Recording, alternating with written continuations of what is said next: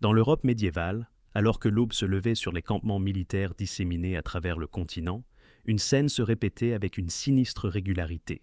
Les soldats s'agitaient sur le sol froid et humide, le corps enroulé dans les quelques haillons qu'ils pouvaient trouver pour se protéger du froid matinal. L'air était lourd de l'odeur de fumée des feux de cuisine qui s'éteignaient, de l'odeur âcre des corps non lavés, pressés les uns contre les autres depuis trop longtemps, et de l'odeur piquante des déjections humaines qui imprégnaient chaque recoin du camp.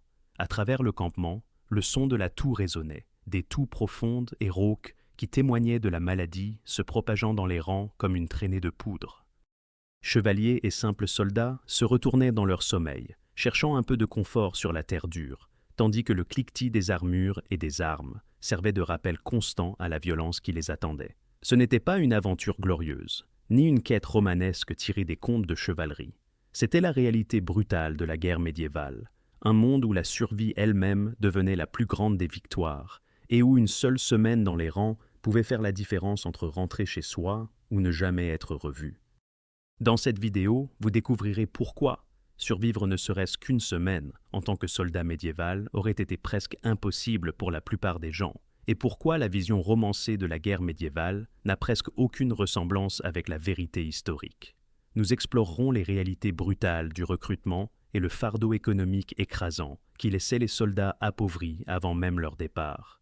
Vous découvrirez les épreuves quotidiennes qui tuaient les soldats bien avant qu'ils ne voient le combat, de la privation de sommeil et des parasites aux extrêmes environnementaux qui transformaient l'armure de protection en piège mortel. Sous peu, nous révélerons comment les maladies ont fait plus de victimes que n'importe quelle épée ou flèche, décimant des armées entières sans qu'une seule bataille ne soit livrée. Dans un instant, nous examinerons le bilan psychologique que les chevaliers médiévaux eux-mêmes ont documenté dans leurs écrits, montrant des symptômes que nous reconnaissons aujourd'hui comme le trouble de stress post-traumatique. Au fil de l'eau, vous verrez comment les blessures de combat, combinées à des soins médicaux primitifs, créaient une loterie de la survie, et comment la guerre de siège mettait l'endurance humaine à rude épreuve, jusqu'à son point de rupture absolue. Cette exploration vous montrera non seulement pourquoi les soldats médiévaux mouraient, mais aussi à quel point il est remarquable que certains d'entre eux aient survécu. Imaginez un paysan cultivant sa petite parcelle de terre quelque part dans la campagne anglaise au cours du XIIIe siècle. Il connaît le rythme des saisons, le moment propice pour planter et récolter, les signes qui prédisent la pluie ou la sécheresse. Sa vie tourne autour de la terre qu'il travaille, des cultures qu'il soigne et des animaux qu'il élève. Puis un jour, les hommes du shérif arrivent avec une convocation. En vertu des lois féodales qui régissent son existence, tout homme valide âgé de 16 à 60 ans peut être appelé au service militaire chaque fois que le roi l'exige. Notre paysan n'a pas le choix. Sa relation à la terre qu'il travaille, une terre qu'il ne possède pas mais qu'il cultive sous l'autorité de son seigneur, vient de le transformer de paysan en soldat, qu'il le veuille ou non. Cette scène se déroulait dans toute l'Europe médiévale, partout où des armées devaient être levées. Sur tout le continent, la loi féodale autorisait les souverains à enrôler tous les paysans, hommes libres et nobles, âgés de 15 à 60 ans, pour le service militaire. Les levées de comtés mobilisés en Angleterre opéraient sous le commandement du shérif, rassemblant des hommes qui n'avaient jamais demandé à devenir des guerriers. La plupart de ces soldats conscrits étaient des agriculteurs de subsistance qui ne connaissaient rien de la guerre au-delà des récits de tavernes occasionnelles ou des chansons de ménestrels itinérants. Ce qui les attendait était une transformation à laquelle peu étaient préparés et dont encore moins survivraient indemnes. Le système de levée féodal avait une caractéristique particulière qui offre un indice sur le danger réel du service militaire, alors que les obligations féodales formelles exigeaient généralement 40 jours de service par an. Les campagnes militaires pratiques duraient souvent de 1 à 3 mois, quel que soit le royaume européen qui les organisait.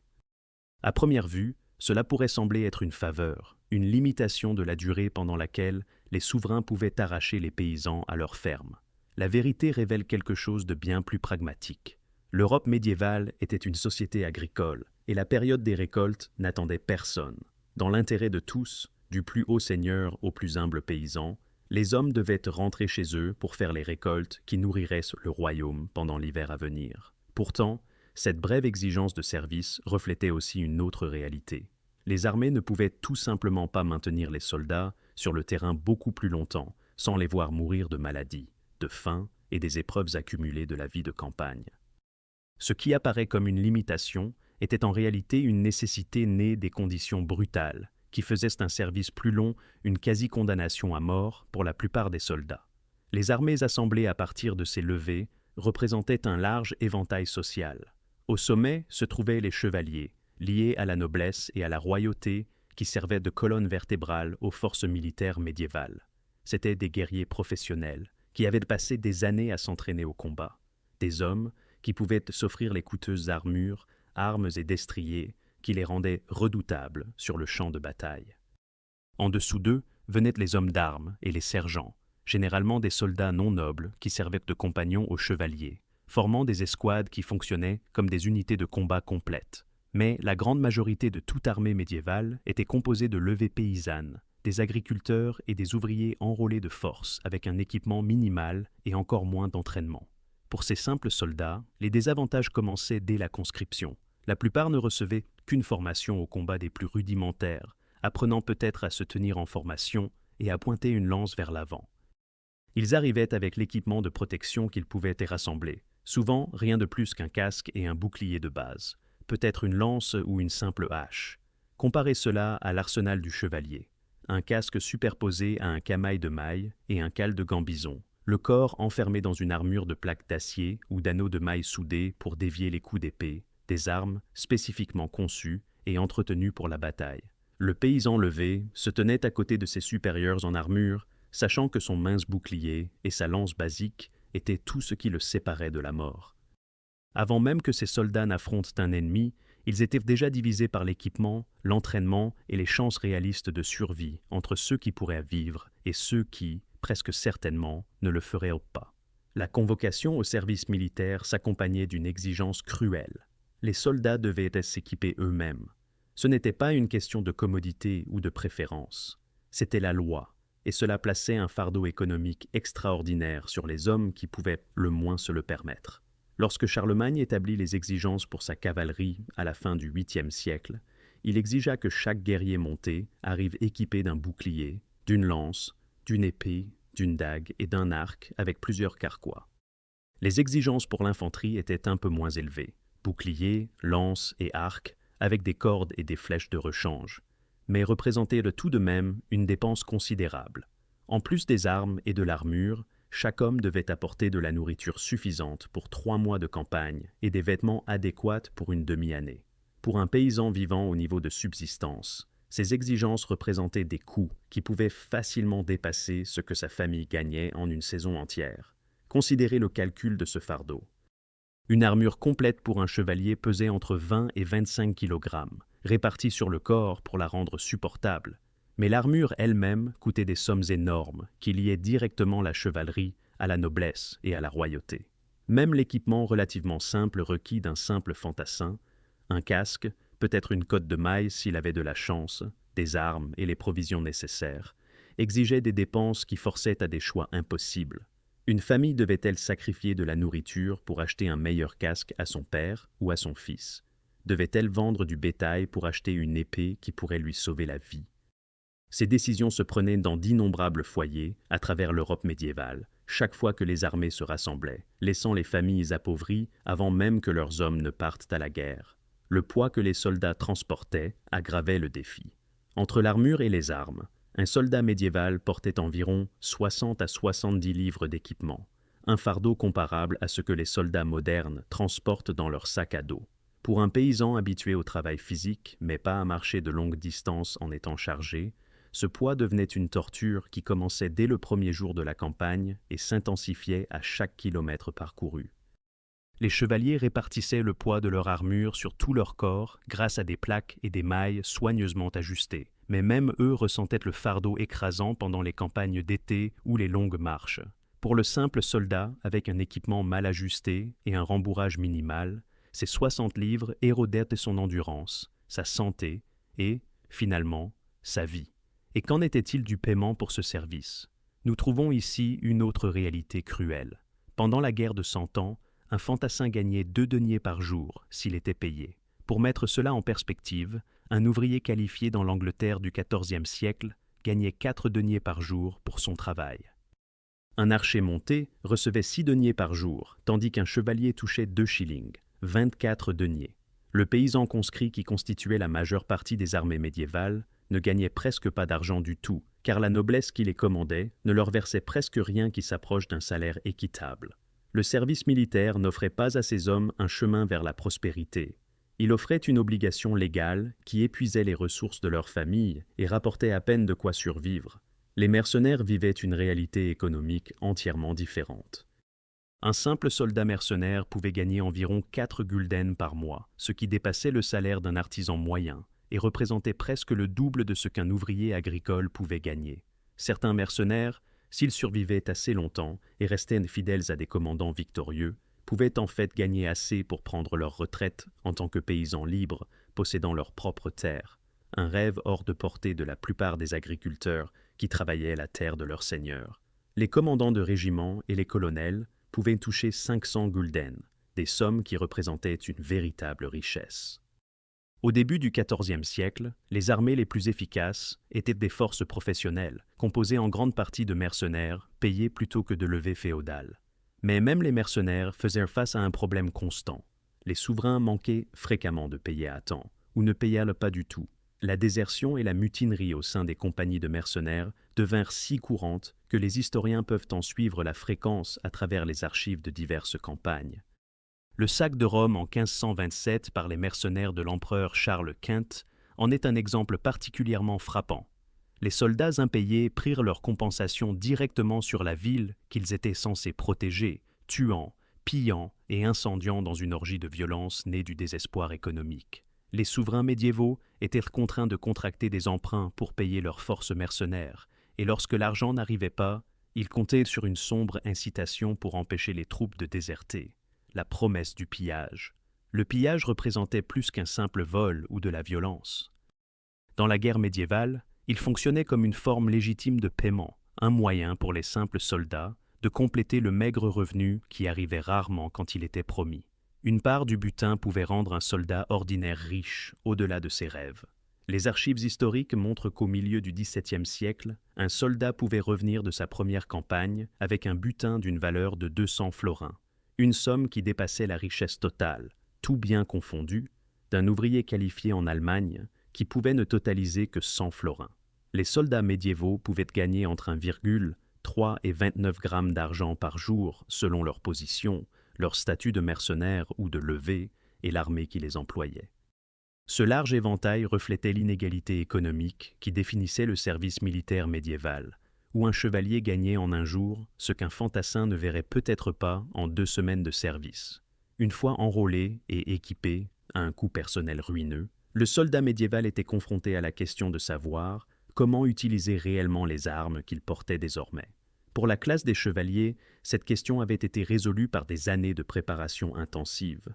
Les chevaliers s'entraînaient dès l'enfance aux arts de la guerre, apprenant à se battre à pied et à cheval, maîtrisant la lance et l'épée, développant la force et l'habileté nécessaires pour contrôler un destrier dans le chaos de la bataille.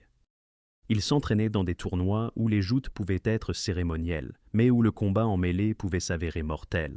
Le duc Léopold V d'Autriche mourut en 1194 des suites de blessures subies lors d'un tournoi, un rappel que même la guerre d'entraînement comportait des risques mortels.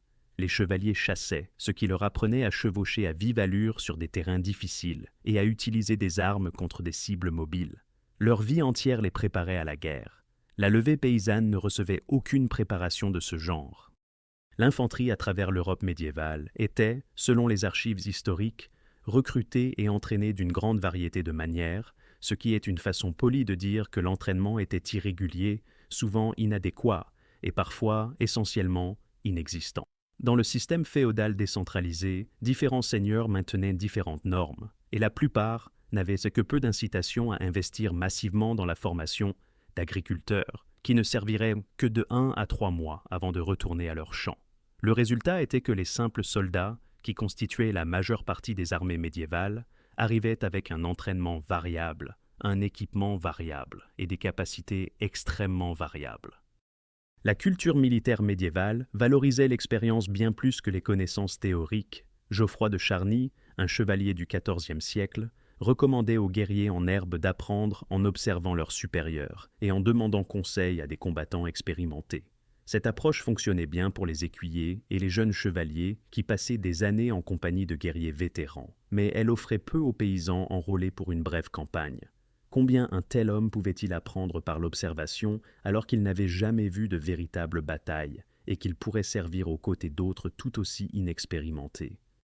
La formation au combat rudimentaire que recevaient les levés pouvait leur apprendre à se tenir en formation et à pointer leur lance dans la bonne direction, mais elle ne pouvait pas les préparer à la terreur et au chaos du combat réel. Une exception remarquable à ce modèle d'entraînement inadéquat émergea en Angleterre avec l'arc long. La couronne anglaise reconnut qu'un tir à l'arc efficace nécessitait des années de pratique assidue, et elle légiféra en conséquence. En 1252, l'assise des armes sous le roi Henri III exigeait que les hommes valides âgés de 15 à 60 ans, répondant à certaines exigences de propriété, possèdent des arcs et des flèches, et sachent comment les utiliser. Le roi Édouard III alla plus loin en 1363, ordonnant que les hommes valides s'entraînent au tir à l'arc les jours fériés, plutôt que de perdre leur temps à d'autres loisirs. En 1511, les hommes de moins de 40 ans devaient posséder des arcs et des flèches comme une obligation légale. La législation d'Henri VIII en 1541 étendit cette exigence aux hommes de moins de 60 ans et permit même aux employeurs de saisir les salaires des serviteurs qui ne maintenaient pas leur équipement de tir à l'arc. Ces lois restèrent en vigueur jusqu'en 1845, créant une tradition de pratique du tir à l'arc qui s'étendit sur près de 6 siècles. L'arc long exigeait cet entraînement intensif en raison de ses exigences physiques extraordinaires.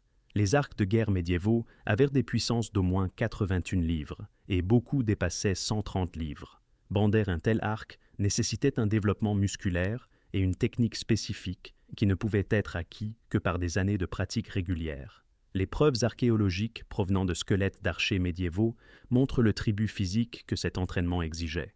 Les archers médiévaux développaient des bras gauches épais, des colonnes vertébrales déformées et des articulations épaissies au poignet gauche, aux épaules gauches et aux mains droites. Leurs os même enregistrent les milliers et les milliers de flèches qu'ils ont bandées en préparation à la guerre. Lorsque les archers anglais prirent le champ de bataille à des batailles comme Crécy et Azincourt, ils représentaient le produit d'un entraînement obligatoire et de toute une vie, et ils dévastaient les forces adverses avec une habileté que les paysans conscrits armés de lances ne pourraient jamais égaler. Pour la plupart des soldats médiévaux, cependant, la préparation à la guerre ne consistait guère plus qu'en quelques jours ou semaines d'instruction rudimentaires sur le maniement des armes de base et le combat en formation. Ces hommes marchaient à la guerre en sachant que leur entraînement était terriblement insuffisant. Les chevaliers aux côtés desquels ils combattaient s'étaient entraînés pendant des années et possédaient un équipement valant de petites fortunes. L'ennemi qu'ils affronteraient pourrait être tout aussi mal préparé, ou pourrait être des mercenaires professionnels qui faisaient de la guerre leur gagne-pain. Dans cette loterie de la préparation, la levée paysanne tirait la plus courte paille, et son entraînement inadéquat devenait juste un facteur de plus dans les sinistres mathématiques de la mortalité militaire médiévale. Supposons que notre soldat paysan survive à la marche pour rejoindre l'armée. Il arrive au camp militaire portant ses armes, ses maigres provisions et les vêtements qu'il possède. Ce qui l'attend n'est pas l'installation militaire ordonnée et approvisionnée de l'imagination moderne, mais un campement tentaculaire qui ressemble plus à une crise de réfugiés qu'à une force militaire organisée. Ici, dans l'existence au jour le jour de l'armée médiévale, les soldats faisaient face à des épreuves qui n'avaient rien à voir avec le combat, mais qui se révélaient tout aussi mortelles. Le sommeil devint la première victime de la vie militaire. Les chevaliers médiévaux eux-mêmes ont documenté cette torture dans leurs écrits. Un chevalier a rapporté que les soldats devaient endurer la chaleur, la faim et le dur labeur, dormir peu et monter souvent la garde. Un autre a décrit le fait de dormir inconfortablement sur le sol pour n'être que brusquement réveillé, pour le service de garde ou des alertes soudaines. Le service de garde fragmentait le sommeil en segments dispersés, les soldats devant monter la garde pendant une partie de la nuit, avant de prendre le repos qu'ils pouvaient pendant la journée. Ce schéma de privation de sommeil s'accumulait jour après jour, semaine après semaine, érodant la capacité des soldats à penser clairement, à réagir rapidement et à maintenir la vigilance nécessaire à la survie dans un environnement hostile. Les conditions de couchage n'offraient aucun confort. Les soldats gisaient sur un sol dur, entièrement exposés aux intempéries de la saison. Alors que les chevaliers pouvaient avoir des tentes ou une forme d'abri, Les simples soldats n'avaient souvent que le ciel au-dessus d'eux et la terre en dessous. Quand il pleuvait, ils dormaient dans la boue. Quand le gel arrivait, ils se réveillaient avec de la glace dans la barbe et leurs vêtements gelés et raides. La combinaison d'un abri inadéquat, d'un sommeil interrompu et des exigences constantes de la routine militaire créait un état d'épuisement qui devenait la condition de base des soldats médiévaux. Dans ce monde inconfortable arrivait une population que les gens modernes associent rarement au camp militaire, les familles. Le phénomène des suiveurs d'armée est crucial pour comprendre la guerre médiévale, car ces contingents civils dépassaient fréquemment en nombre l'armée elle-même. Les suiveurs d'armée se divisaient en deux catégories principales, les conjoints et les enfants des soldats, et les prestataires de services qui gagnaient leur vie en soutenant les campagnes militaires. Les mercenaires, pour qui la guerre représentait une profession à long terme plutôt qu'une brève interruption de l'agriculture, emmenaient très souvent leurs femmes et leurs enfants en campagne. Les conscrits à court terme pouvaient y laisser leurs femmes à la maison pour gérer la ferme, mais les soldats professionnels n'avaient pas de ferme où retourner. Le camp était leur maison et leurs familles voyageaient avec eux. Le convoi de bagages qui accompagnait les armées médiévales remplissait des fonctions vitales. Il transportait les fournitures que les soldats ne pouvaient pas porter eux-mêmes, y compris les provisions alimentaires, les fournitures médicales et l'équipement pour monter les camps. Le convoi comprenait également des professionnels essentiels, des maréchaux ferrants pour ferrer les chevaux, des forgerons pour réparer les armes et les armures, des cuisiniers pour préparer la nourriture, des palefreniers pour s'occuper des précieux animaux et du personnel médical pour soigner les blessés. Les femmes effectuaient des travaux qui maintenaient l'armée en état de marche, soigner les soldats malades et blessés, laver et raccommoder les vêtements, coudre, cuisiner et d'innombrables autres tâches domestiques qui devaient se poursuivre même pendant les campagnes militaires. Les généraux qui tentèrent d'interdire la présence des épouses dans les campagnes se heurtaient à des problèmes de recrutement. Les soldats ne servaient-ils pas sans leur famille, car ces familles dépendaient du revenu et de la présence des soldats pour leur propre survie. Pourtant, la présence de familles dans les camps militaires multipliait les défis de la maladie et de l'approvisionnement. Chaque personne avait besoin de nourriture, d'eau et d'un abri. Les femmes et les enfants subissaient la même exposition à la maladie, aux intempéries et aux épreuves que les soldats. Lorsque la dysenterie balayait un camp, elle tuait sans discernement. Lorsque les vivres venaient à manquer, les familles mouraient de faim aux côtés des combattants. Les pleurs des enfants affamés, la toux des épouses malades et la conscience que leur famille souffrait s'ajoutaient au fardeau psychologique que portaient les soldats. Les parasites ajoutaient une autre couche de misère à la vie de camp. Les poux et les puces infestaient les camps militaires médiévaux avec un enthousiasme né de conditions idéales, des installations de bains limitées, une promiscuité qui permettait une transmission facile de personne à personne, et des vêtements en laine qui offraient un habitat parfait pour les petites créatures. Les soldats se grattaient constamment, leur peau se couvrant de piqûres et d'irritations. Les infestations parasitaires affectaient plus que le confort, elles propageaient des maladies, provoquaient des infections lorsque les égratignures s'infectaient et contribuaient à la détérioration générale de la santé qui rendait les soldats vulnérables à des maladies plus graves. Les archives historiques notent que les infestations parasitaires pouvaient affecter l'efficacité de l'armée, car les soldats distraits par des démangeaisons et un inconfort constant faisaient de piètres gardes et des combattants inattentifs. Les misères quotidiennes de la vie dans un camp militaire médiéval, privation de sommeil, exposition aux éléments, parasites et présence de familles vulnérables, créaient un niveau de souffrance de base qui précédait tout combat. Les soldats vivaient dans un état d'inconfort constant, leurs corps affaiblis par un mauvais sommeil et le harcèlement de la vermine, leur esprit troublé par la souffrance de leurs proches. C'était la fondation sur laquelle toutes les autres épreuves du service militaire étaient bâties, le point de départ à partir duquel toute autre menace devenait plus dangereuse. La maladie était, tout simplement, peut-être l'élément le plus dangereux de la guerre médiévale. Ni l'épée, ni la flèche, ni la lance ou la masse. Mais la maladie tuait plus de soldats médiévaux que toutes les armes réunies. Cette réalité contredit l'image populaire de la guerre médiévale, comme une affaire d'armées s'affrontant et de combats héroïques. Mais les preuves historiques sont claires. Lorsque les armées médiévales entraient en campagne, la maladie marchait avec elles, et la maladie faisait généralement le plus de victimes. L'hygiène médiévale était épouvantable selon les normes modernes. Dans les villes, les eaux usées coulaient dans les rues. Dans les camps militaires, la situation était encore pire. des milliers d'hommes et de suiveurs d'armée se concentraient dans des campements temporaires sans infrastructures sanitaires adéquates.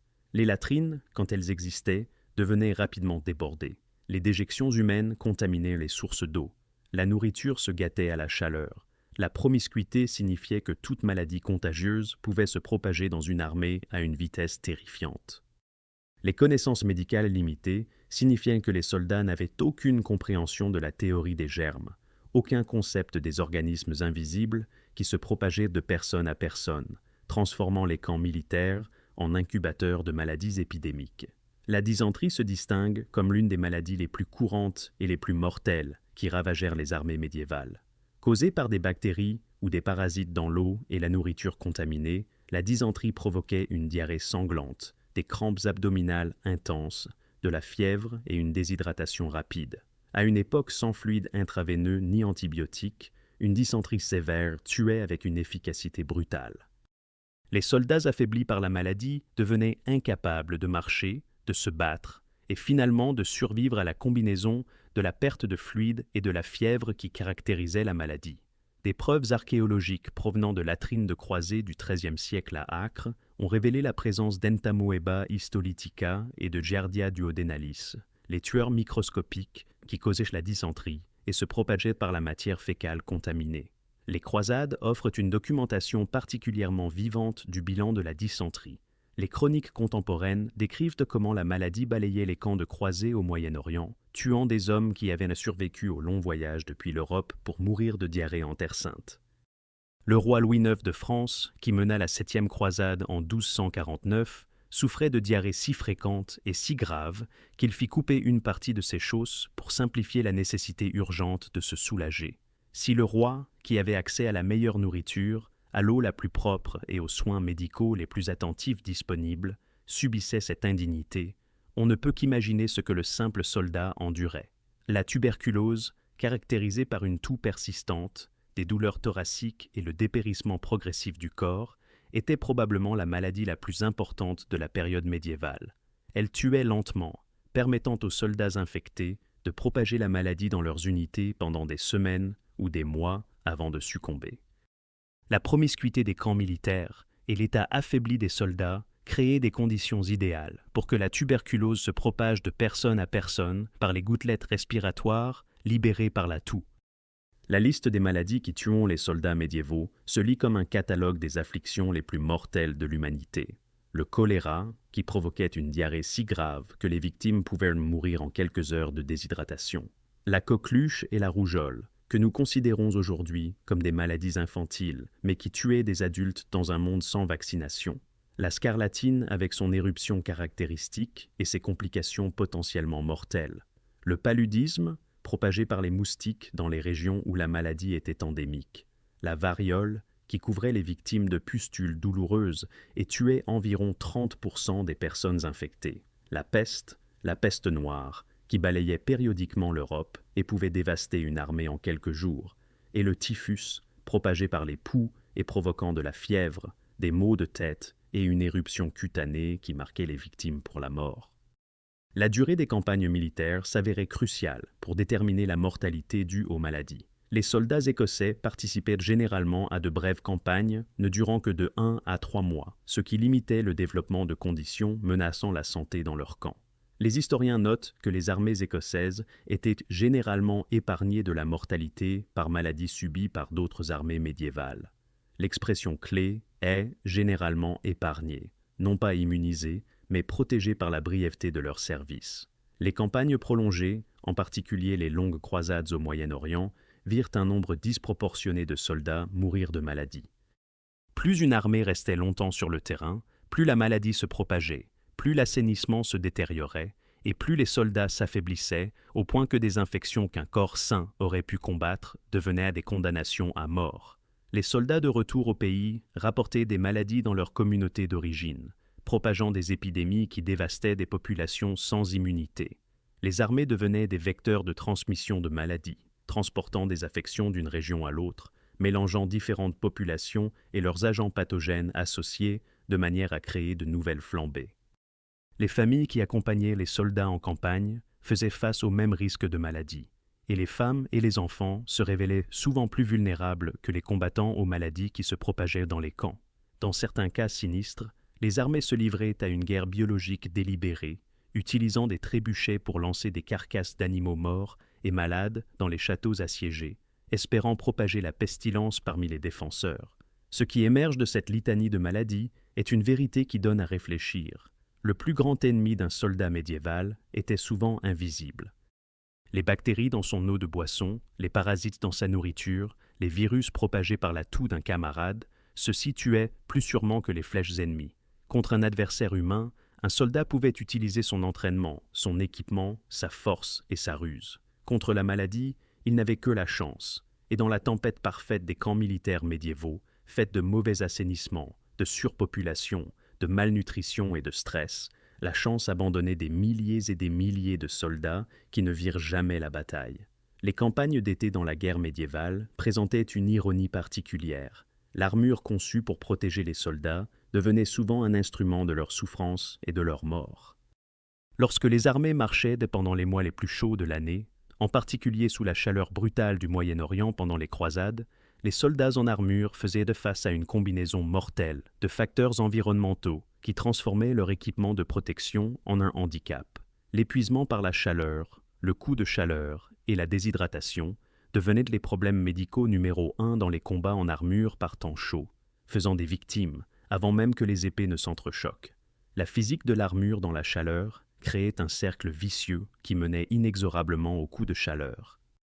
L'armure de plaque complète ou la cotte de maille d'un chevalier empêchait l'évaporation de la sueur, qui est le principal mécanisme de refroidissement du corps humain. Lorsque le soldat en armure faisait des efforts, marcher, chevaucher, combattre, sa température corporelle centrale augmentait. Son corps produisait de la sueur, mais piégé sous l'acier ou la maille, cette sueur ne pouvait pas s'évaporer. Au lieu de cela, elle trempait son rembourrage et coulait inutilement sur sa peau, ne fournissant aucun effet de refroidissement. Le poids de l'armure elle-même, 20 à 25 kg répartis sur le corps, exigeait une dépense d'énergie supplémentaire. La recherche a montré que les soldats en armure brûlaient beaucoup plus d'énergie que ceux portant un poids équivalent dans des sacs à dos, car l'armure restreignait les mouvements et nécessitait un plus grand effort pour effectuer les mêmes tâches physiques. Alors que la température centrale continuait d'augmenter, le corps progressait à travers une séquence mortelle. D'abord des crampes de chaleur, lorsque les muscles épuisés en sel commençaient à se spasmer, puis l'épuisement par la chaleur, caractérisé par des étourdissements, des nausées et de la faiblesse, et enfin le coup de chaleur, une urgence médicale où la température corporelle augmente tellement que les organes commencent à défaillir. Les croisés au Moyen-Orient étaient, selon les récits historiques, littéralement cuits à l'intérieur de leur armure par l'épuisement dû à la chaleur. Les chevaliers devaient être retirés périodiquement du combat pour pouvoir enlever leur armure, se reposer à l'ombre qu'ils pouvaient trouver et boire de l'eau pour se réhydrater. Ceux qui poussaient trop fort, qui combattaient trop longtemps sans répit ou qui ne pouvaient pas atteindre l'eau à temps, s'effondraient simplement et mouraient, cuits dans leur propre coquille protectrice. Les défis logistiques pour maintenir les soldats en armure hydratée pendant les campagnes par temps chaud mettaient à rude épreuve les capacités d'approvisionnement limitées des armées médiévales. Chaque soldat avait besoin d'eau non seulement pour boire, mais aussi pour refroidir son corps surchauffé. Lorsque les réserves venaient à manquer, comme c'était souvent le cas, les commandants étaient se confronter au choix cruel de rationner l'eau pour maintenir les soldats en vie ou de leur permettre de boire librement et de risquer de tout épuiser. Les soldats qui succombaient aux coups de chaleur le faisaient souvent non pas parce que l'eau était indisponible, mais parce qu'au moment où ils reconnaissaient leur état désespéré, il était trop tard. La progression d'un soldat fonctionnel à une victime de coups de chaleur pouvait se produire en moins d'une heure dans les pires conditions. Les campagnes d'hiver apportaient un ensemble de menaces environnementales entièrement différents, mais tout aussi mortels. Les soldats dans des conditions froides et humides faisaient dos face au risque du pied de tranchée, une lésion due au froid sans gel, qui pouvait se développer en aussi peu que 10 à 14 heures d'exposition. Ce qui rend le pied de tranchée particulièrement insidieux, c'est qu'il se produit à des températures allant jusqu'à 16 degrés Celsius, 60 degrés Fahrenheit, bien au-dessus du point de congélation. La condition se développe lorsque les pieds restent froids, humides et comprimés pendant de longues périodes. Les vaisseaux sanguins se contractent en réponse au froid, réduisant la circulation. Les tissus commencent à mourir par manque d'oxygène. Documenté pour la première fois lors de la retraite de Napoléon de Russie en 1812, le pied de tranchée causait une douleur atroce, rendait la marche impossible et pouvait conduire à la gangrène nécessitant une amputation. Les soldats médiévaux faisaient face à des conditions parfaites pour développer le pied de tranchée. Ils marchaient sous la pluie et dans la boue, dormaient sur un sol humide et manquaient souvent de chaussures adéquates pour garder leurs pieds au sec. Le service de garde exigeait de rester immobile pendant des heures dans le froid, compromettant davantage la circulation. Le poids de l'armure et de l'équipement créait une pression qui restreignait le flux sanguin. Les soldats pouvaient passer des jours sans pouvoir enlever leurs bottes et sécher leurs pieds correctement. L'effet cumulatif de ces conditions signifiait que même à des températures relativement modérées, les soldats pouvaient subir de graves blessures dues au froid. L'hypothermie représentait un autre tueur par temps froid, et elle aussi pouvait frapper à des températures supérieures au point de congélation lorsque les soldats étaient mouillés. La combinaison de l'humidité et du vent créait des conditions où la température corporelle chutait dangereusement bas, même lorsque le thermomètre indiquait 40 ou 50 degrés Fahrenheit. Les soldats qui tombaient dans des rivières ou des ruisseaux, qui étaient pris sous une pluie froide sans abri adéquat ou qui ne pouvaient tout simplement pas se sécher pendant des jours, succombaient aux symptômes progressifs de l'hypothermie. Frissons, confusion, perte de coordination et finalement, inconscience et mort. L'exposition constante aux éléments, l'incapacité de se réchauffer et de se sécher véritablement, et l'épuisement accumulé qui affaiblissait la capacité du corps à réguler sa température se combinaient pour rendre les campagnes par temps froid aussi mortelles que celles par temps chaud. L'armure compliquait également la survie par temps froid. Alors que le métal retenait mal la chaleur, offrant peu d'isolation contre le froid, il piégeait également l'humidité contre le corps. Le rembourrage porté sous l'armure se trempait de sueur pendant l'effort, puis devenait froid lorsque les soldats cessaient de bouger. Enlever l'armure par temps froid s'avérait difficile avec des doigts engourdis, mais la garder signifiait porter une coquille froide et humide qui aspirait la chaleur du corps. Le poids de leur équipement épuisait les soldats, rendant plus difficile pour leur corps de générer la chaleur nécessaire pour rester au chaud par l'activité physique. Un poids qui aurait pu être simplement inconfortable par temps modéré devenait véritablement dangereux lorsque le froid s'installait. Ce qui ressort de l'examen des pertes liées aux conditions météorologiques est la reconnaissance que les soldats médiévaux faisaient face à un environnement hostile, qui pouvait les tuer aussi efficacement que n'importe quelle arme. L'armure destinée à les protéger des lames ennemies devenait un fardeau qui rendait les extrêmes environnementaux plus dangereux. Dans la chaleur de l'été, elle empêchait le refroidissement et accélérait le coup de chaleur. Dans le froid de l'hiver, elle ajoutait un poids qui épuisait les soldats et piégeait une humidité qui favorisait l'hypothermie et le pied de tranchée. La guerre médiévale exigeait que les soldats survivent, non seulement aux ennemis humains, mais aussi aux éléments. Et pour des milliers de soldats, cela s'est avéré une exigence impossible. Une armée, observera plus tard Napoléon, marche sur son ventre. Cette vérité fondamentale de la logistique militaire s'est avérée encore plus cruciale dans la guerre médiévale, où les systèmes d'approvisionnement manquaient de la sophistication de l'Empire romain qui l'a précédé, ou des organisations militaires modernes qui se développeraient finalement. Les soldats médiévaux avaient besoin de jusqu'à 5000 calories par jour pour soutenir le travail physique éreintant exigé par la vie de campagne, pousser des charrettes chargées de fournitures, monter et démonter les camps, marcher en armure en portant des armes, et combattre lorsque la bataille arrivait. Chaque soldat avait besoin d'un minimum de 3 livres de nourriture par jour, juste pour maintenir ses fonctions de base. Chaque cheval, et les armées médiévales dépendaient fortement des chevaux pour la cavalerie, le transport et la logistique, avaient besoin de 20 livres de fourrage par jour. Les rations standards pour les soldats, lorsqu'elles étaient fournies, se composaient d'environ 1 kg de pain et de 400 g de viande salée ou fumée par jour. Des aliments de base comme le blé, l'avoine, les pois, les haricots et l'orge formaient la base du régime militaire. Le potage, un ragoût de légumes copieux qui pouvait être préparé en grande quantité sur les feux de camp, fournissait une nourriture essentielle lorsque les ingrédients étaient disponibles. Mais nous rencontrons ici le problème central. Les soldats médiévaux étaient généralement censés s'approvisionner eux-mêmes en fourrageant, en pillant ou en achetant de la nourriture aux populations locales.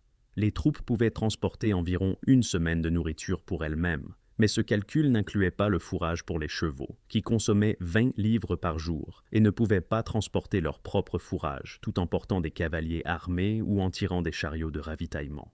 Deux méthodes principales de réapprovisionnement existaient pour les armées médiévales. Les commandants qui pouvaient organiser des navires pour suivre leur armée le long des rivières ou des côtes jouissaient du luxe de se déplacer jusqu'à 20 miles par jour, tout en maintenant les lignes de ravitaillement. Les navires transportaient bien plus que les chariots ou les bêtes de somme, et le transport par eau ne nécessitait pas de route. Les armées qui dépendaient du fourrage et du pillage, en revanche, ne pouvaient parcourir que 5 à 10 miles par jour, car les soldats devaient se disperser dans la campagne pour ramasser de la nourriture, ce qui ralentissait toute la colonne et exposait les groupes de fourrageurs aux embuscades et au harcèlement. Sans la logistique et l'infrastructure de niveau romain, les routes soigneusement entretenues, les dépôts de ravitaillement établis, les systèmes d'approvisionnement organisés qui avaient soutenu les légions, les armées médiévales devaient vivre sur le pays, avec des conséquences désastreuses pour toutes les personnes impliquées. L'expression « vivre sur le pays » semble presque romantique jusqu'à ce que nous examinions ce qu'elle signifiait réellement. Les groupes de fourrageurs balayaient les villages et les fermes, prenant toute la nourriture qu'ils pouvaient trouver. Ils abattaient le bétail, vidaient les greniers et saisissaient les provisions que les agriculteurs avaient stockées pour leur propre survie pendant l'hiver.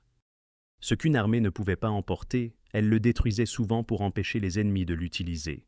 Une politique de la terre brûlée qui laissait la dévastation dans son sillage. L'impact sur les populations civiles était catastrophique. Les archives historiques notent que les armées en mouvement tuaient plus de civils que de soldats, en dévorant toute la nourriture. Les familles paysannes qui perdaient leurs grains stockés en automne faisaient face à la famine pendant l'hiver à venir, sans aucun moyen de remplacer ce qui avait été pris. Beaucoup étaient, comme l'a noté un chroniqueur, destinés à mourir au cours de l'hiver suivant de malnutrition, après qu'une armée soit passée dans leur région. La guerre médiévale infligeait des souffrances aux non-combattants principalement par ce mécanisme de réquisition de nourriture, une violence qui tuait lentement par la faim plutôt que rapidement par les armes, mais qui tuait tout aussi sûrement. Pour les soldats eux-mêmes, le calcul de la faim créait une menace existentielle constante. Lorsque les lignes de ravitaillement fonctionnaient et que le fourrage s'avérait fructueux, les armées pouvaient maintenir une nutrition adéquate. Mais lorsque les choses tournaient mal, et c'était souvent le cas, les soldats faisaient face à la famine. Les troupes affamées commençaient avec des rations réduites, ce qui sapait leurs forces et rendait la marche plus difficile. À mesure que la nourriture se raréfiait, les soldats étaient confrontés à un choix: déserter et essayer de trouver de la nourriture par eux-mêmes, ou rester avec l'armée et espérer que des provisions arrivent avant qu'ils ne meurent. Beaucoup choisissaient la désertion, s'éclipsant du camp pour chercher leur survie ailleurs. Ceux qui restaient devenaient progressivement plus faibles, moins capables de se battre, moins capables de marcher, et finalement incapables de survivre à la combinaison de la famine et des autres épreuves qu'ils affrontaient. Si une armée se trouvait en territoire ennemi lorsque son convoi de nourriture était capturé ou n'arrivait pas, les soldats étaient effectivement condamnés.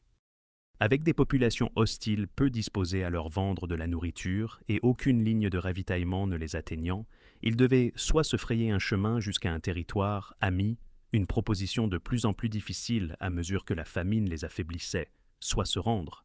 Les retraites dans ces conditions devenaient des cauchemars, les soldats les plus faibles s'effondrant au bord de la route pour mourir de faim et d'exposition, tandis que leurs camarades continuèrent d'avancer. Pendant les sièges, la famine devenait une arme délibérée. Les défenseurs dans les châteaux et les villes fortifiées voyaient leurs réserves de nourriture diminuer semaine après semaine, mois après mois. Les garnisons de siège qui tenaient le plus longtemps le faisaient souvent parce qu'elles commençaient avec des provisions substantielles, mais même la forteresse la mieux approvisionnée finissait par épuiser sa nourriture, forçant soit la reddition, soit la mort par famine. Ce que nous voyons dans la logistique de l'approvisionnement alimentaire militaire médiéval est un système perpétuellement au bord de l'échec. Les soldats avaient des besoins d'énormes quantités de calories pour fonctionner. Les armées avaient besoin d'un approvisionnement fiable pour maintenir leurs forces de combat. Mais la technologie, l'infrastructure et la capacité organisationnelle pour fournir cet approvisionnement de manière fiable n'existaient tout simplement pas. Le résultat était que la faim devenait un compagnon constant des soldats médiévaux, sapant leurs forces, minant leur morale et les tuant aussi sûrement que n'importe quelle action ennemie. L'expression « ne survivrait pas une semaine » prend un nouveau sens lorsque nous reconnaissons qu'à la fin de cette semaine, un soldat dans une armée dont les provisions avaient échoué pourrait déjà être désespérément affamé, affaibli et confronté à la sombre perspective de la famine si des secours n'arrivaient pas bientôt. Lorsque les armées médiévales se rencontraient enfin au combat, le chaos et la violence se produisaient au sein de structures dictées par des formations militaires qui avaient évolué pour donner aux soldats non entraînés leurs meilleures chances de survie. Le mur de bouclier représente peut-être la plus emblématique de ces formations, immortalisée dans la représentation de la bataille d'Hastings en 1066 par la tapisserie de Bayeux. Imaginez des soldats debout, épaule contre épaule, en rang serré, leurs boucliers se touchant ou se chevauchant pour créer une barrière continue de bois et de métal. Chaque soldat bénéficiait non seulement de son propre bouclier, mais aussi de la protection offerte par les boucliers de ses voisins, créant une défense collective qui multipliait l'efficacité de l'équipement individuel. L'organisation d'un mur de bouclier reflétait la hiérarchie militaire médiévale et la qualité variable des soldats qui le composaient. Les 3 premiers rangs étaient constitués de guerriers d'élite, Huscarls et Thegns dans les armées anglo-saxonnes, qui possédaient des armes plus lourdes comme la dévastatrice hache danoise et portaient la meilleure armure disponible. Ces combattants expérimentés formaient la base du mur, leur habileté et leur équipement leur donnant les meilleures chances de survivre aux combats rapprochés. Derrière eux se tenait la majorité de la force, des soldats ordinaires équipés de boucliers et de lances, des hommes dont l'entraînement minimal et l'équipement de base les rendaient vulnérables en combat individuel, mais qui, en formation, contribuaient à une force collective capable de résister aux charges de cavalerie et aux assauts d'infanterie. Combattre au sein du mur de bouclier exigeait la coopération plutôt que l'héroïsme individuel. Les soldats utilisaient de leurs armes pour se soutenir mutuellement, en poignardant ou en tailladant à gauche ou à droite, protégeant leurs voisins plutôt que de se concentrer uniquement sur l'ennemi directement en face. Dans l'espace restreint de la formation, des armes courtes comme le séax se révélaient plus pratiques que les longues épées, qui nécessitaient de l'espace pour être maniées. Les éléments essentiels d'un combat réussi en mur de bouclier étaient le bon ordre et une formation serrée, non pas l'élan dramatique ou la charge qui domine l'imagination moderne. Si un mur de bouclier devait avancer, il le faisait à un rythme lent et régulier, en maintenant l'intégrité de la formation plutôt qu'en se précipitant dans une charge indisciplinée qui briserait la cohésion et laisserait les soldats vulnérables. Certaines sources historiques suggèrent que les forces opposées maintenaient parfois un espacement de une longueur de lance, environ 10 à 15 pieds, pour ce qui s'apparentait à de l'escrime à la lance plutôt qu'à la presse écrasante de corps dépeinte dans les films. Le combat dans ces circonstances consistait en des soldats piquant leurs lances sur les adversaires tout en guettant les occasions d'exploiter les brèches dans la ligne ennemie. Le combat n'était pas constant. Les 2 camps se séparaient périodiquement pour se reposer et se réorganiser, puis réengager le combat lorsque les commandants ordonnaient l'avancée.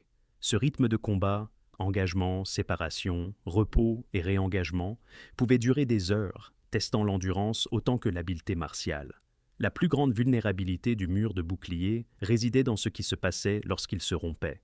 Une fois la formation percée, toute la structure s'effondrait rapidement. Les soldats qui dépendaient des boucliers de leurs voisins pour leur protection se retrouvaient soudainement exposés. L'ennemi s'engouffrait dans les brèches, attaquant par les flancs et l'arrière où les boucliers ne protégeaient pas. Un mur de boucliers brisé se transformait d'une résistance organisée en une déroute, les soldats abandonnant la formation pour fuir, jetant souvent boucliers et armes pour courir plus vite. Plus de soldats mouraient dans ces déroutes que dans le combat en formation qui les précédait, abattus dans leur fuite ou piétinés par la cavalerie poursuivant l'infanterie en fuite. La hiérarchie militaire qui organisait ces formations consistait en des rôles plutôt qu'en des grades modernes, avec des voies d'avancement claires. Les chevaliers représentaient la plus haute position militaire, servant de colonne vertébrale aux armées médiévales.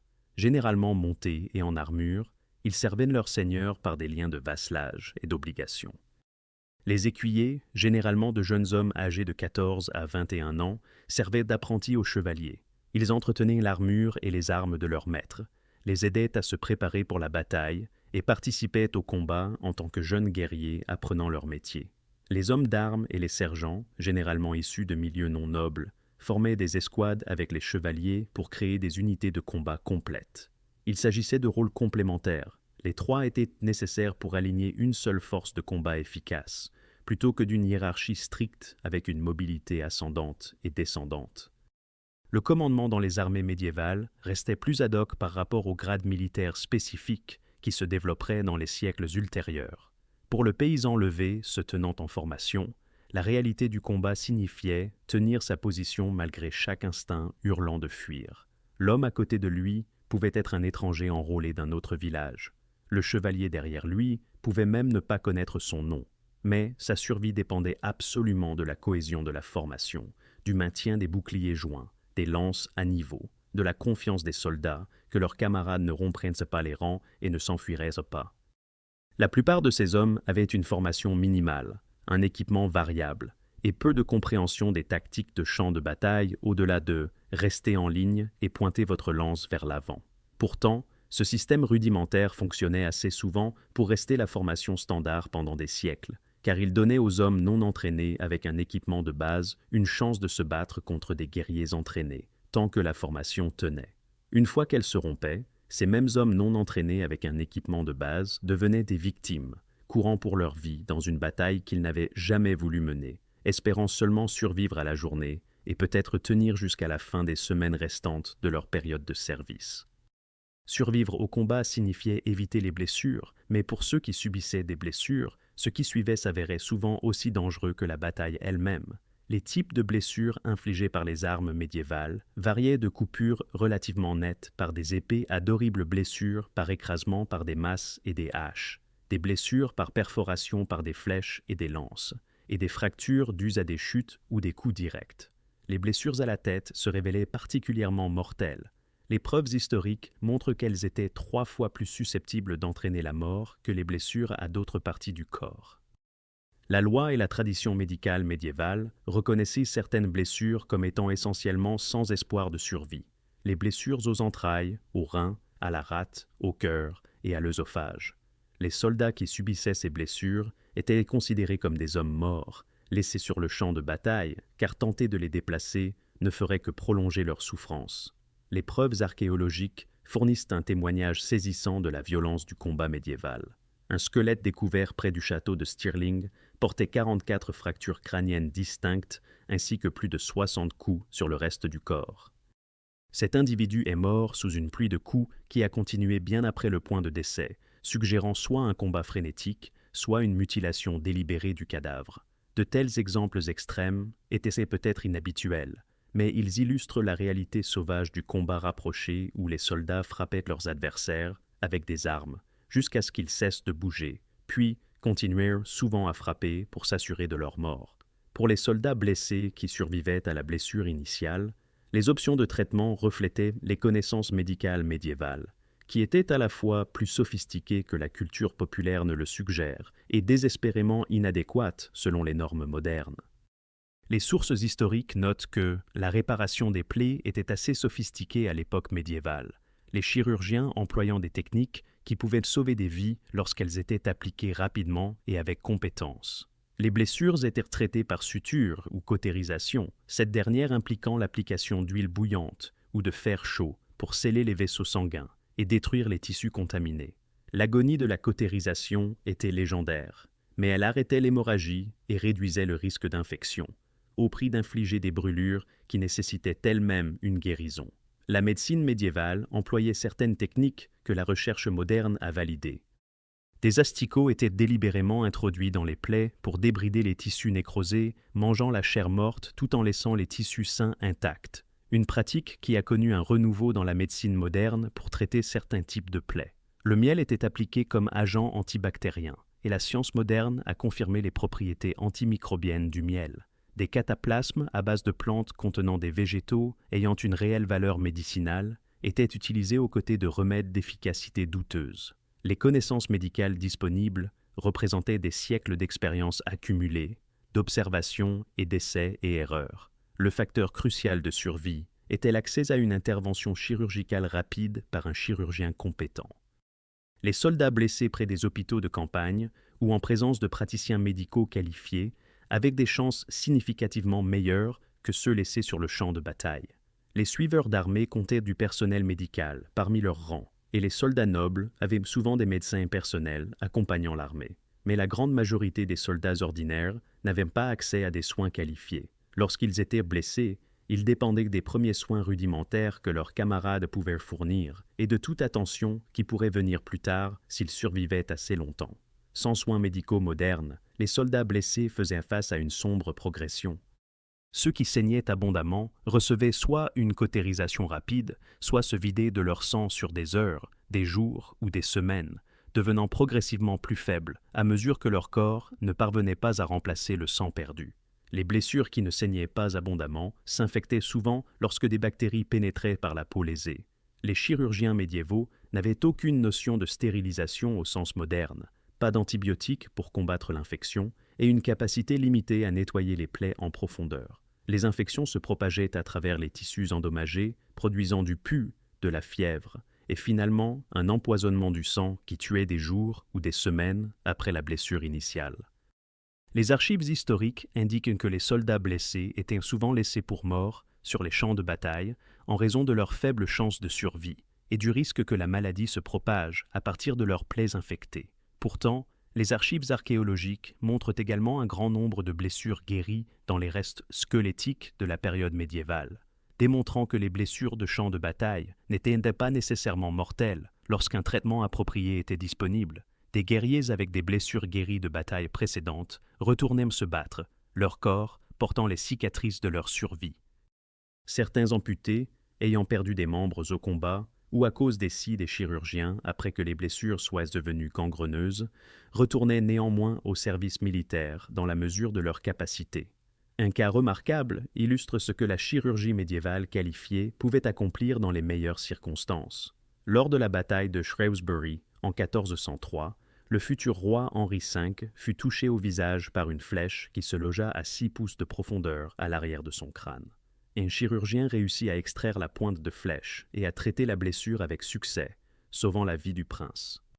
Henri porta une cicatrice proéminente de cette blessure pour le reste de sa vie, mais il survécut pour devenir l'un des rois guerriers les plus célèbres d'Angleterre. Son cas démontre les sommets de la réussite médicale médiévale et souligne également à quel point un traitement aussi réussi était rare, nécessitant un accès immédiat à un chirurgien exceptionnellement qualifié, le temps et les ressources pour des soins appropriés, et une santé robuste pour survivre à la fois à la blessure et au traitement.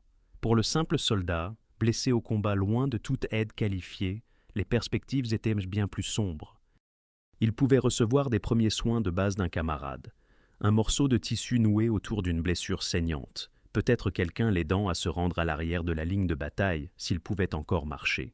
Si la blessure s'avérait grave, il était confronté à un choix: rester avec l'armée et espérer une attention médicale qui pourrait ne jamais venir, ou tenter de se mettre en sécurité par ses propres moyens, voyageant blessé à travers un territoire potentiellement hostile.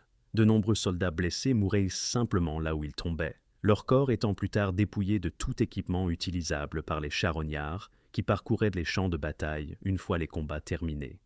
Ceux qui survivaient à leurs blessures en portèrent souvent les conséquences pour le reste de leur vie: douleurs chroniques, mobilité réduite, défiguration et, dans certains cas, le traumatisme psychologique de se souvenir à quel point ils avaient frôlé la mort. Le calcul des pertes de bataille médiévales révèle des schémas qui déterminaient qui vivait et qui mourait avec une clarté saisissante. Le camp perdant dans une bataille médiévale pouvait s'attendre à des taux de perte de 10 à 15% pour les tués et les blessés combinés, et ce chiffre ne tient compte que des pertes subies pendant la bataille elle-même, pas de ceux qui mouraient ensuite d'infections de plaies ou qui étaient abattus pendant la déroute qui suivait la défaite. Les archives historiques indiquent que seulement 30% des assauts directs réussissaient, ce qui signifie que la plupart des attaques entraînaient de lourdes pertes avec peu ou pas de gains de terrain ou d'avantages tactiques. La bataille de Crécy en 1346 offre une étude de cas dévastatrice sur la nature asymétrique des pertes médiévales. L'armée française, comptant environ 35 000 hommes, subit environ 14 000 pertes, une perte stupéfiante de 40%. La force anglaise de 16 000 soldats, en revanche, ne perdit que 200 hommes pendant la bataille elle-même, ce qui représente à peine 1% de leur armée. Après la bataille, lorsque les commandants anglais firent l'appel pour déterminer les pertes, ils comptèrent 40 morts au total, bien que certains historiens modernes suggèrent que le chiffre réel pourrait avoir atteint 300. Les héros anglais, qui eurent la sinistre tâche de parcourir le champ de bataille pour compter les corps, trouvèrent 1542 nobles hommes d'armes français parmi les morts, ce qui représente une perte catastrophique de leadership aristocratique. Sur l'ensemble de la campagne de Crécy de juillet à août 1346, les Anglais subirent des taux de perte totaux inférieurs à 10%, tandis que l'armée française fut effectivement détruite en tant que force de combat. La bataille d'Azincourt en 1415 répéta ce schéma de massacre asymétrique. Les pertes françaises s'élevèrent entre 6 000 et 8 000 morts, tandis que les Anglais perdirent environ 400 à 450 hommes sur une armée de 6 000, un taux de perte de 7,5%. Parmi les morts français figuraient 3 ducs, 6 comtes, 90 barons, le connétable de France, l'amiral de France et près de 2000 chevaliers. Les observateurs contemporains notèrent que la plupart de la noblesse française mourut en un seul après-midi, décapitant le leadership militaire du royaume en une seule défaite catastrophique. Toutes les batailles ne suivaient pas ce schéma extrême de pertes unilatérales, mais même des engagements plus équilibrés produisaient des pertes horribles pour les vaincus.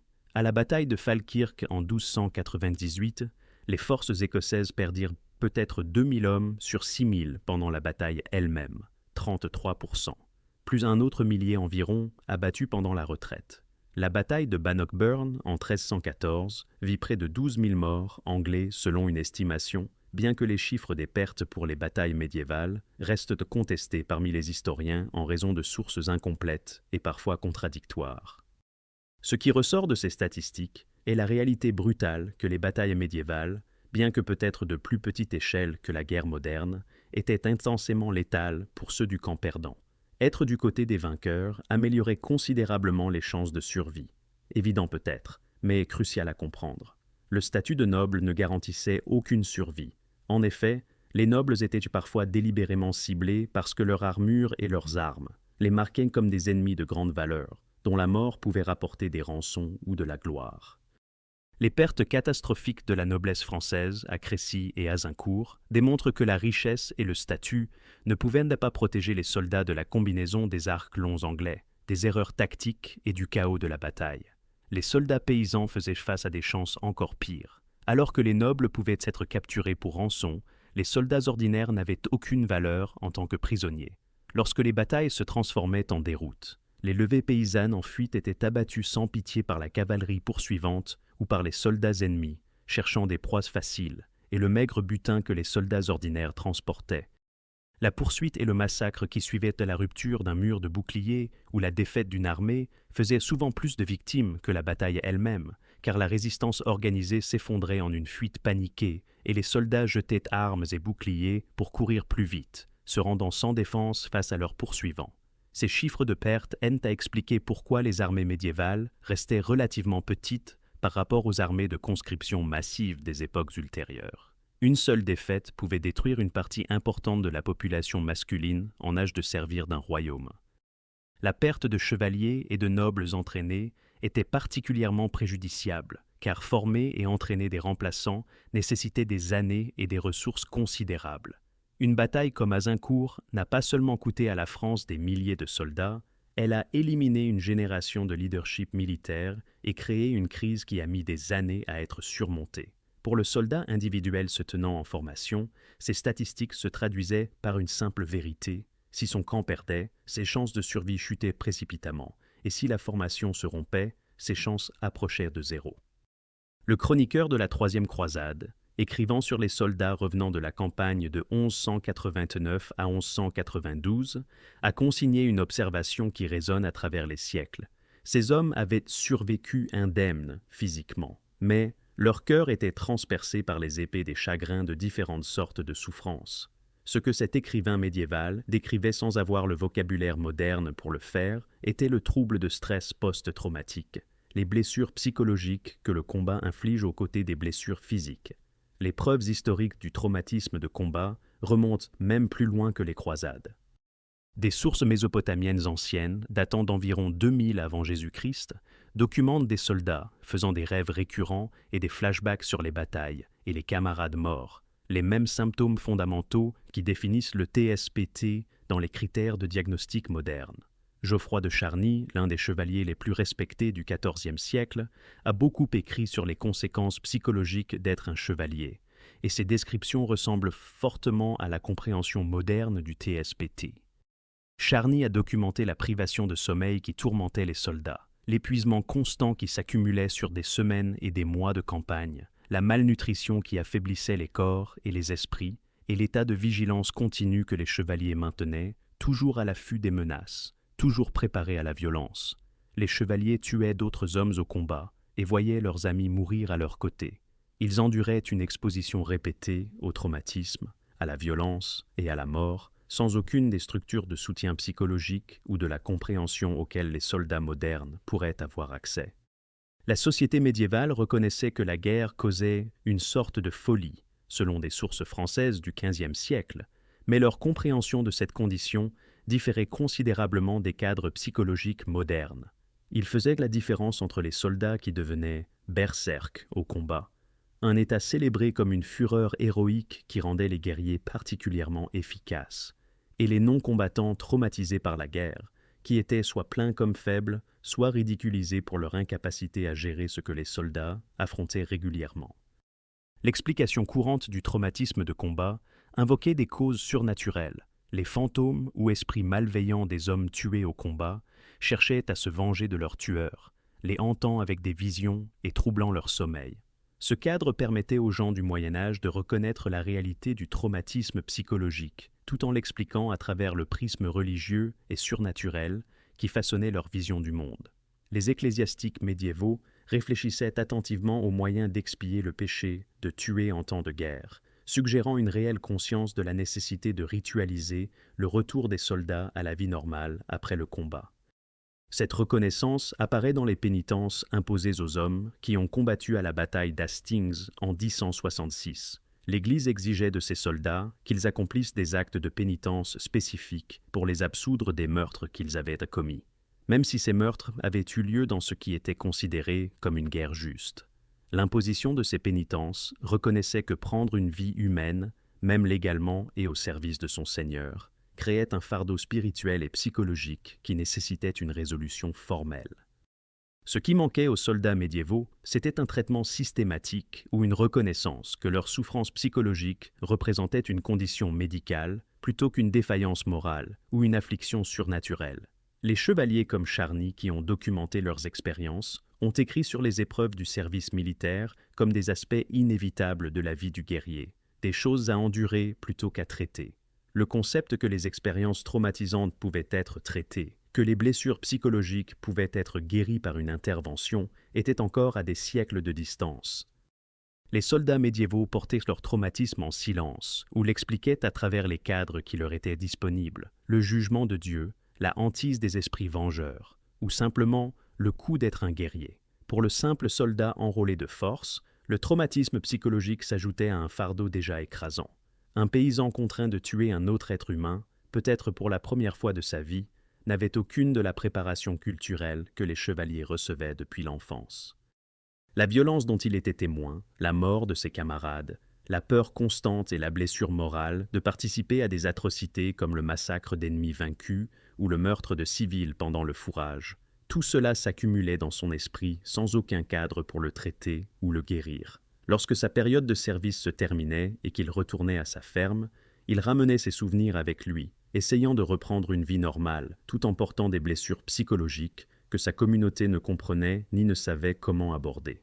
La reconnaissance que le traumatisme de combat représente une réponse humaine universelle à la violence extrême et non une faiblesse moderne, ou le produit de la guerre contemporaine, valide les expériences des soldats de toutes les époques.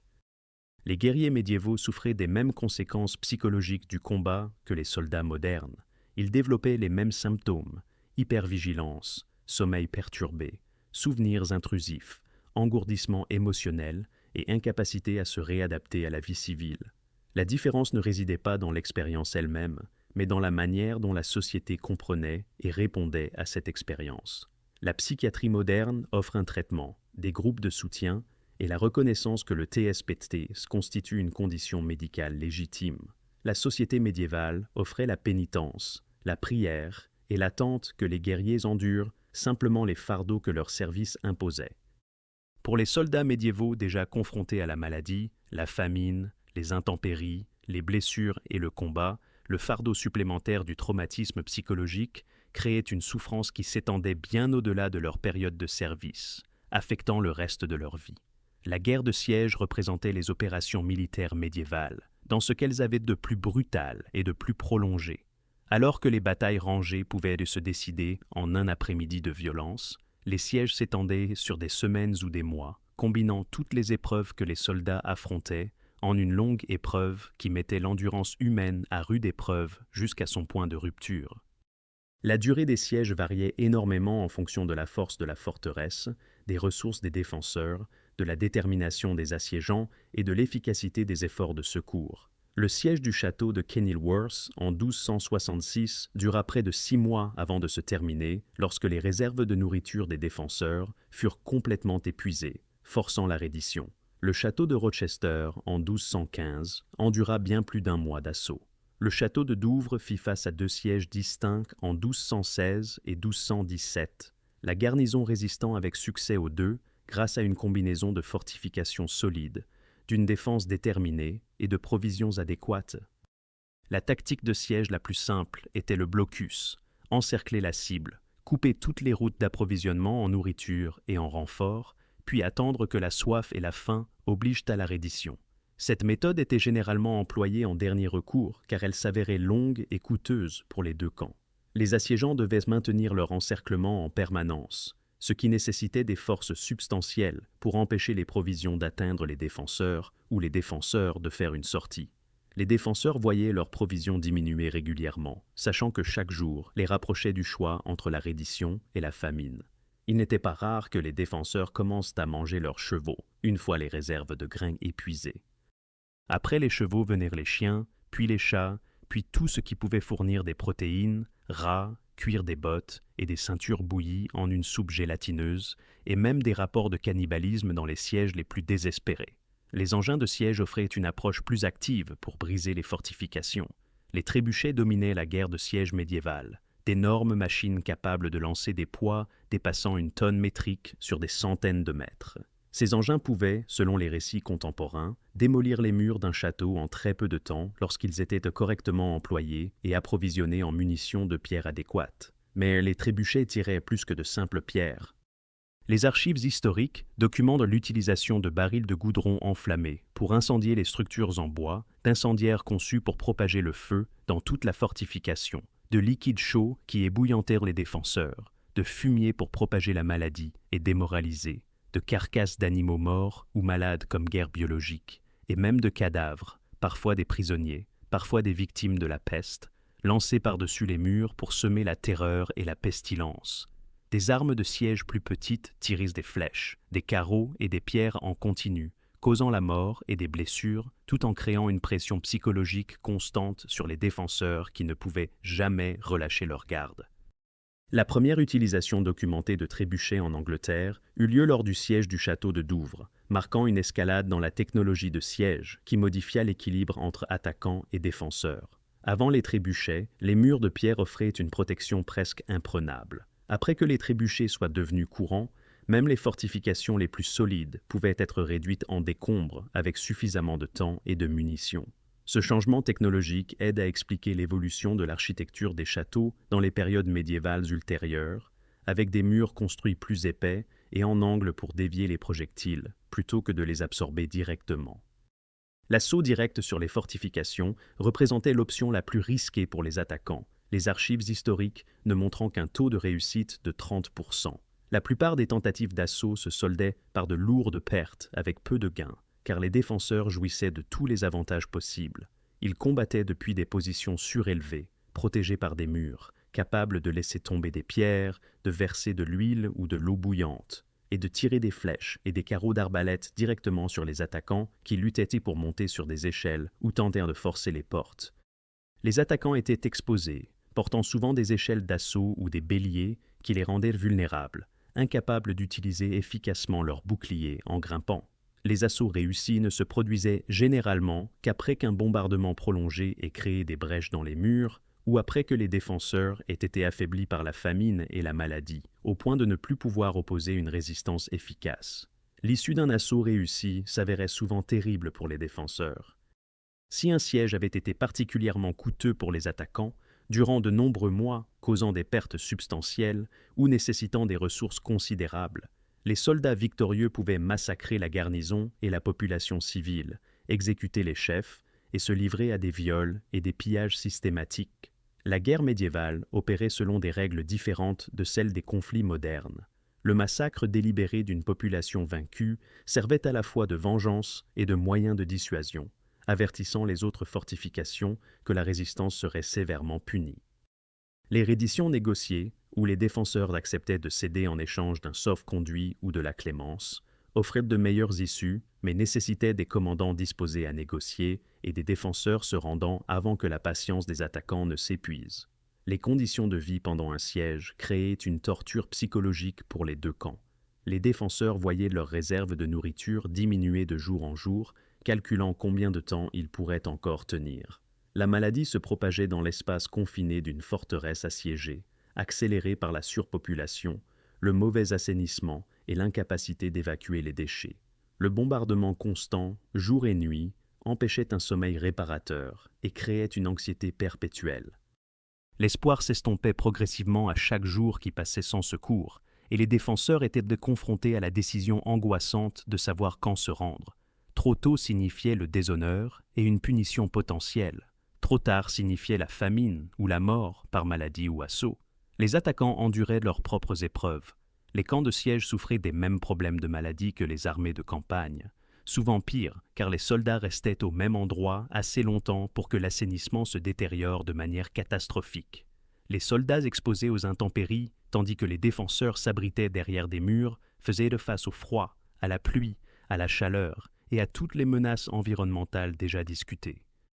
L'ennui ponctué de terreurs soudaines devenait le rythme de la guerre de siège, de longues périodes d'attente interrompues par des assauts, des sorties des défenseurs ou des bombardements. Les lignes de ravitaillement des armées assiégeantes restaient vulnérables aux attaques, et si les alliés des défenseurs parvenaient à couper les vivres des assiégeants, la situation pouvait s'inverser, les attaquants faisant alors face à la famine. Ce qui rendait les sièges si mortels était leur combinaison de toutes les menaces auxquelles les soldats médiévaux étaient confrontés. La maladie ravageait à la fois les assiégeants et les assiégés. La famine tuait lentement les défenseurs et parfois les attaquants. L'exposition aux intempéries se poursuivait jour après jour. Les blessures de combat dues aux escarmouches, aux bombardements et aux assauts survenaient parallèlement à l'usure progressive due à la maladie et à la faim. Le traumatisme psychologique s'accumulait alors que les soldats vivaient pendant des semaines ou des mois dans un danger constant, voyant leurs camarades mourir, ne sachant jamais quand des secours pourraient arriver ou s'ils survivraient. La durée prolongée amplifiait chaque épreuve. Les blessures qui auraient pu guérir avec du repos s'infectaient sans soins adéquats. Les maladies mineures devenaient majeures à mesure que la malnutrition affaiblissait les systèmes immunitaires. Le stress psychologique s'accumulait jusqu'à ce que les soldats craquent sous la pression.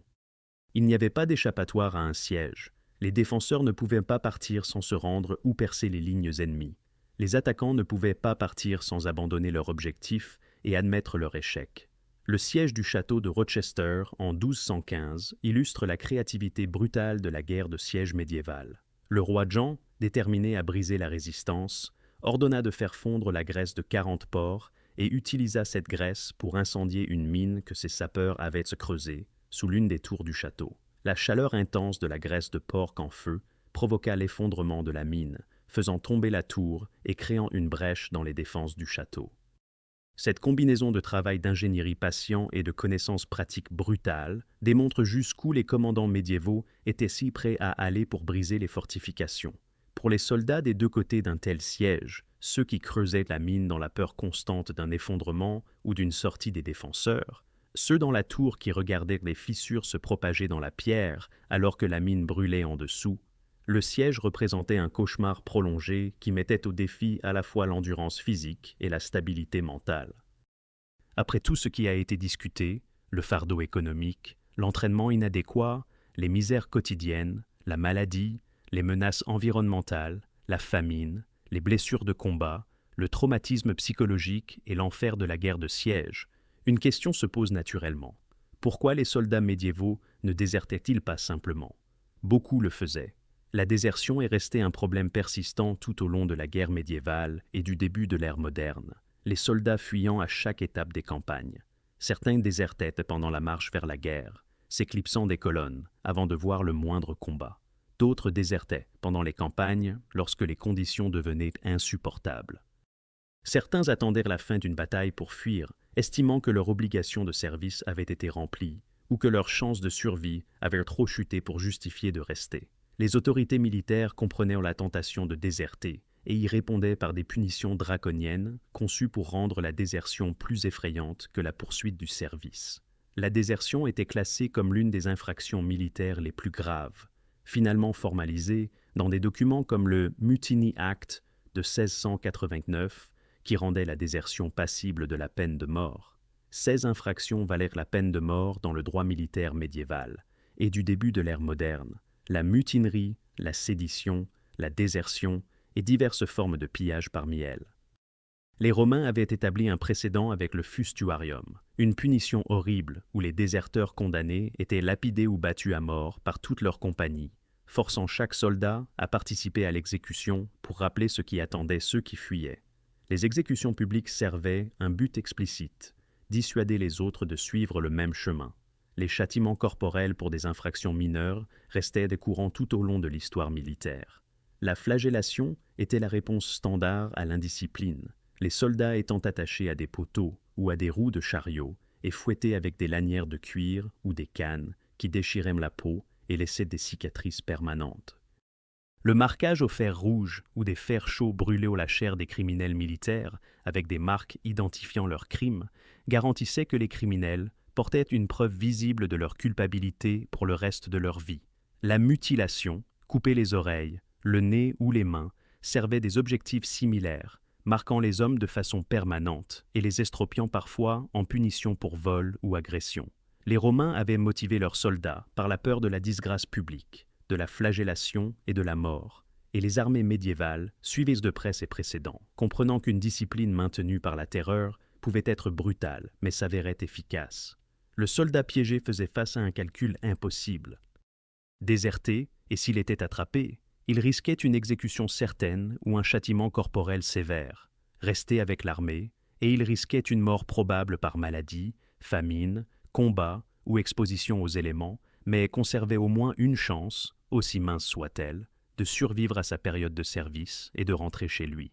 Pour les levées féodales obligées de servir seulement 1 à 3 mois, endurer les épreuves jusqu'à la fin de la période de service représentait un choix rationnel. Le calendrier devenait leur espoir, survivre jusqu'à ce que la saison des récoltes exige que les soldats rentrent chez eux, et ils échapperaient vivants au service militaire. Désertés, et ils jetaient eux-mêmes cette mince chance, devenant des fugitifs qui ne pourraient jamais rentrer chez eux sans faire face à des accusations. Les mercenaires faisaient face à des calculs différents, mais à des contraintes similaires. Les soldats professionnels faisaient de la guerre leur gagne-pain, mais ils attendaient aussi un paiement pour leur service. Lorsque la paix arrivait en retard, ou pas du tout, un problème chronique dans la guerre médiévale, alors que les souverains luttaient pour financer leurs armées. Les mercenaires restaient confrontés à un choix entre déserter sans paiement ou rester dans l'espoir que les salaires finiraient par arriver. Certains mercenaires se mutinaient lorsque le paiement échouait, comme l'illustre de façon dramatique le sac de Rome de 1527, lorsque les mercenaires impayés de l'empereur Charles Quint se retournèrent contre la ville qu'ils étaient censés protéger, tuant et pillant en lieu et place des salaires qui leur avaient été promis. Lorsque la paix officielle n'arrivait pas, la promesse de pillage empêchait certaines troupes de déserter, offrant une voie alternative de compensation, même si les commandants ne pouvaient pas payer en argent. Le calcul cruel de la désertion par rapport au maintien en service créait des armées d'hommes désespérés qui restaient en service non pas parce qu'ils le voulaient, mais parce que toutes les alternatives semblaient pires. Ce désespoir lui-même créait des problèmes pour les commandants militaires, car les soldats désespérés se révélaient peu fiables, prompts à rompre les rangs au combat, et enclins à commettre des atrocités contre les populations civiles lors du fourrage ou de l'occupation. La discipline brutale requise pour maintenir de telles armées en état de marche ajoutait une autre couche d'horreur à l'expérience militaire médiévale. Les soldats vivaient sous la menace constante de punition de la part de leurs propres commandants, sachant qu'un léger perçu, un moment de lâcheté ou simplement la malchance pouvait entraîner la flagellation, le marquage au fer rouge ou l'exécution. Pour le soldat individuel envisageant la désertion, la décision impliquait de peser la souffrance immédiate contre la souffrance future potentielle, rester avec l'armée et endurer des épreuves connues, maladies, faim, mauvaises conditions, risques de combat, mais conserver un statut légal et la possibilité de rentrer chez soi à la fin du service, déserter et échapper aux épreuves immédiates, mais devenir un fugitif sans protection légale, risquant potentiellement l'exécution s'il était capturé, et certainement incapable de retourner dans sa famille et sa communauté. La plupart des soldats, confrontés à ce choix, choisissaient de rester. Ils enduraient parce que les conséquences de la désertion semblaient encore pires que les terribles conditions qu'ils affrontaient déjà. Ce faisant, ils faisaient preuve d'un courage différent de l'héroïsme sur le champ de bataille. La sombre détermination à survivre à des circonstances conçues pour les tuer, jour après jour, semaine après semaine, jusqu'à ce que leur période de service se termine enfin.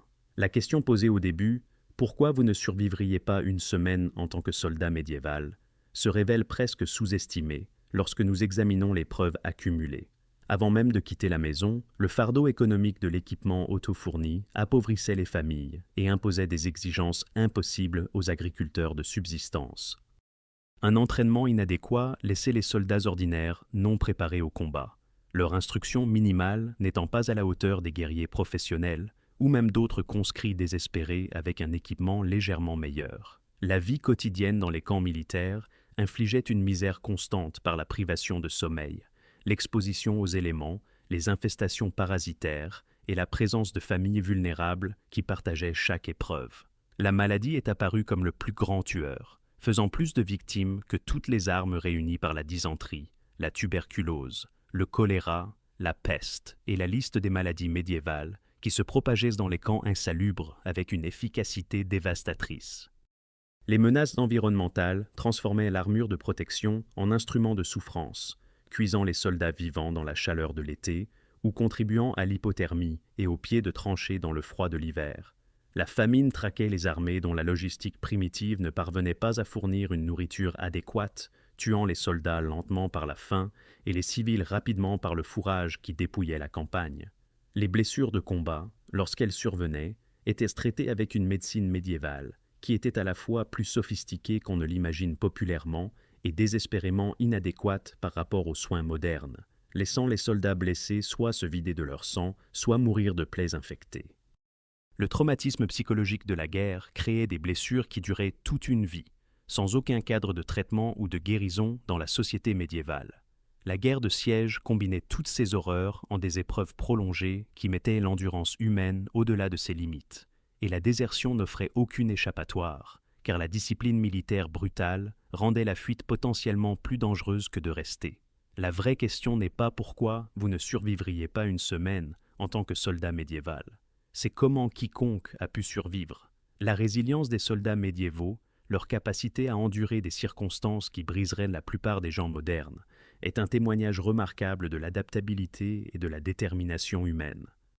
Pourtant, nous devons reconnaître que la courte durée des campagnes mandatées par la loi féodale, 1 à 3 mois au maximum, était une nécessité de survie plutôt qu'une miséricorde. Les armées ne pouvaient tout simplement pas maintenir les soldats sur le terrain plus longtemps sans voir la plupart d'entre eux mourir des épreuves accumulées. Ceux qui survivaient à leur période de service le faisaient souvent autant par chance que par habileté, ayant évité la maladie qui a tué leurs compagnons de tente, la flèche qui a frappé l'homme à côté d'eux, le coup de chaleur qui a emporté le soldat du rang voisin, ou l'une des innombrables autres menaces qui tuaient sans discernement. En regardant en arrière d'un point de vue moderne, nous voyons à quel point la médecine militaire, la logistique et la compréhension du traumatisme psychologique ont évolué. Les institutions militaires modernes relèvent presque tous les défis qui tuaient les soldats médiévaux. L'entraînement professionnel remplace l'instruction minimale que recevaient les levées paysannes médiévales. Des chaînes d'approvisionnement sophistiquées fournissent de la nourriture, de l'eau et de l'équipement de manière fiable, plutôt que de forcer les soldats à fourrager ou à mourir de faim. Les soins médicaux offrent des interventions salvatrices pour des blessures et des maladies qui auraient été des condamnations à mort à l'époque médiévale. Le soutien psychologique reconnaît le traumatisme de combat comme une condition traitable plutôt qu'une affliction surnaturelle ou une défaillance morale. L'équipement est fourni par l'armée plutôt qu'acheté à un coût personnel ruineux. Les conventions de Genève établissent des règles de la guerre qui interdisent de nombreuses pratiques que les soldats médiévaux enduraient régulièrement. Pourtant, l'expérience fondamentale de la guerre reste fondamentalement inchangée. La peur, les épreuves, le traumatisme et la proximité constante de la mort. Lorsque nous regardons le service militaire médiéval avec les yeux d'aujourd'hui, nous apprécions ce que les soldats modernes ont que les guerriers médiévaux n'avaient là pas. L'infrastructure, la médecine, l'entraînement et les systèmes de soutien qui améliorent considérablement les chances de survie.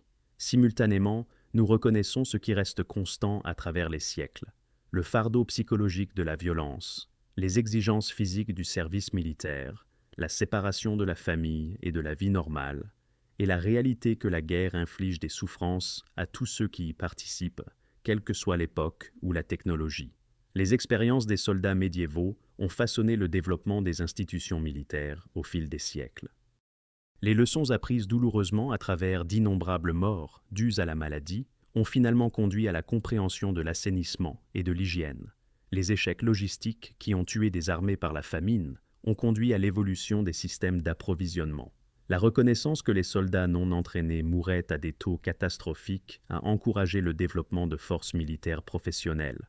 Même la reconnaissance du traumatisme psychologique, bien qu'il ait fallu des siècles pour se cristalliser en un diagnostic et un traitement moderne du TSPT, a commencé avec des observateurs médiévaux, notant que la guerre causait une sorte de folie, nécessitant une intervention spirituelle. La vision romancée de la guerre médiévale populaire dans la culture moderne rend un profond mauvais service à la réalité historique. Ce n'étaient pas des aventures glorieuses ou des quêtes héroïques, mais des luttes désespérées pour la survie menées par de vraies personnes, endurant des épreuves inimaginables. La plupart des soldats médiévaux n'avaient pas le choix dans leur service. Les obligations féodales les forçaient à rejoindre des armées qu'ils n'avaient jamais voulu intégrer, à se battre dans des guerres qu'ils ne comprenaient pas, pour des causes qui ne signifiaient rien pour leur vie quotidienne d'agriculteurs. Leur souffrance, leur mort, par maladie, famine et infection, et leur traumatisme psychologique ont finalement contribué à des réformes et des changements qui ont rendu le service militaire plus survivable. Les armées modernes, avec tous leurs systèmes de soutien et leurs infrastructures, sont construites sur une fondation de leçons apprises par le sang des soldats médiévaux. Merci de m'avoir rejoint dans ce voyage, au cœur de la réalité brutale de la vie militaire médiévale. Si vous avez apprécié cette exploration des conditions réelles auxquelles les soldats médiévaux étaient confrontés, plutôt que la version fantasmée et romancée populaire dans le divertissement moderne, je serais ravi que vous mettiez un j'aime à cette vidéo et que vous la partagiez avec d'autres personnes intéressées à comprendre le vrai Moyen-Âge.